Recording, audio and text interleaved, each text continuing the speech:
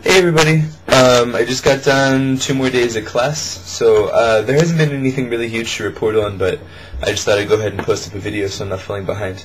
The first class I had the other day was a culture class, which was surprisingly boring.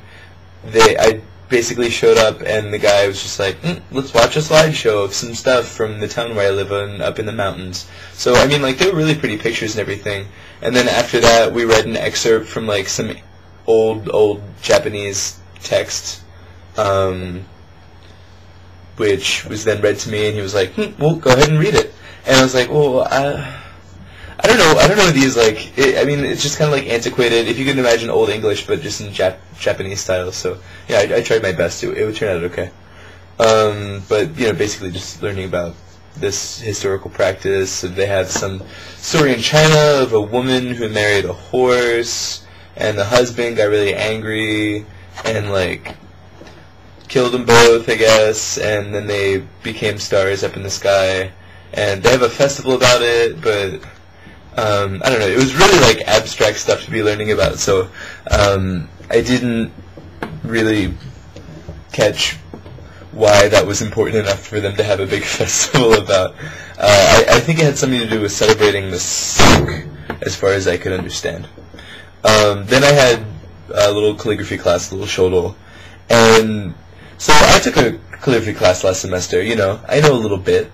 But apparently, rather than using a regular brush end that's like, you know, that, and have it make sense, this sensei is like, I guess a monk, who like shaves his head and wears traditional clothes, and he is not down with that school of calligraphy. He has his own little method, so he has these brushes with tips that are like that long, and so you're writing, and then every time you want to change direction, you have to do a little motion with the brush that, like, it coils, like, here's the, you know, the brush, and so it coils it so it's like a spring, and then it has energy to have, like, a more lively movement, I guess. And so rather than, you know, because ordinarily when you do calligraphy, you have to keep everything really perpendicular at all times, and it's all about just, like, manipulating the brush tip. But this guy, he's doing, like, all sorts of really crazy hand motions to get his brush exactly, like, there's one, and he's just, like, he has his brush, and he has it like that, and he does this thing, or, like, he'll come and do something really, it was weird. So, I mean, for all my skills, this is the best I could do, which is really bad. It's a heart. Really, really difficult. You can see, like, here's, if you have, like, the main area of the heart, and then it has arteries kind of coming out. Like, if you literally cut a heart out of somebody, that's the character for heart, it's kokoro. So then I had a literature class, which is really interesting, just discussing linguistic differences between Japanese and English, which then translate into cultural differences, which then go as deep as psychological differences between the two people, which I could go on for a while about, but I don't know if I'd just be talking to myself, so I mean, if there's significant demand for it, I'll go ahead and talk about it, but otherwise I'll keep it to myself. So then I went home, but not before buying a little season of Downtown. So I've been watching that, and it's pretty good times. You might know it on YouTube from videos of Quiet Library, or really if you search Japanese television, you'll get all sorts of little clips from Downtown. It's like definitely one of the most famous Japanese shows right now.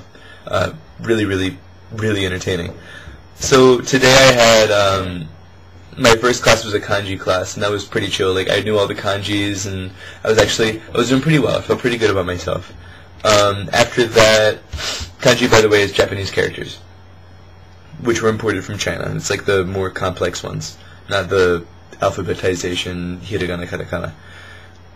After that, I went to what is supposed to be a dance class, so I'm going to learn some traditional Japanese dances. But today, I guess they were just learning, the university I'm going to is like, basically for people who want to be teachers in the future. So the class today, I guess, was geared towards teaching children's games. And so I just basically learned a bunch of little children's rhymes and played little children's games, which was like, it was pretty fun. But like, you know, there were times in the games when you had to chase people, and I kept getting singled out because I'm white.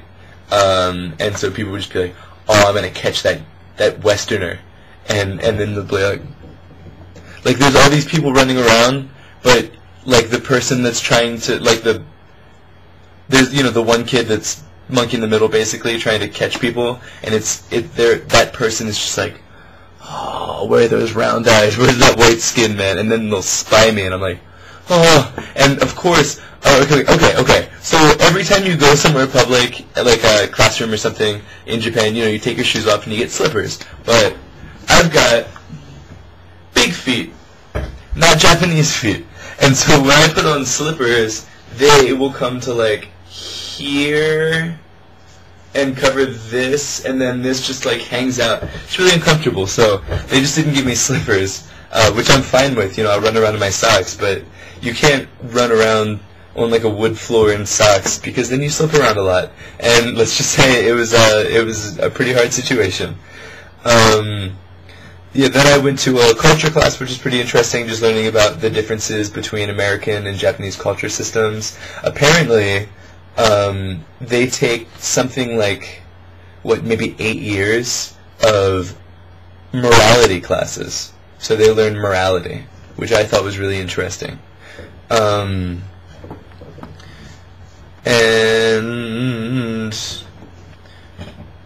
yeah, what else? So I bought my downtown.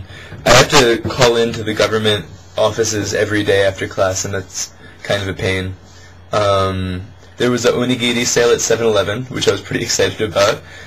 50 yen off, so it's like maybe 2/3 the original price. So I got like a bunch of onigiri for maybe like 90 cents a piece, which is good because that's going to be breakfast for a day or two, / maybe a snack for later because I'm feeling a little hungry.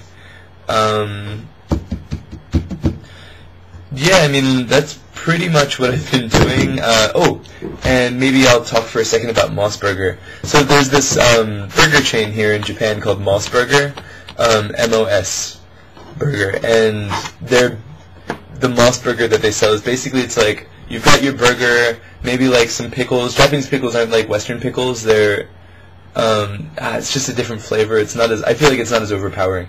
Then you've got a patty, and then they have basically some diced onion, and then like some sloppy Joe type stuff that's really tasty, and then a really thick wedge of tomato, and it's pretty weird, but I've actually been enjoying it. So it's if you come to Japan and you're looking for a fix of the West, that's a good way to go. You know, if you get tired of eating noodles every day.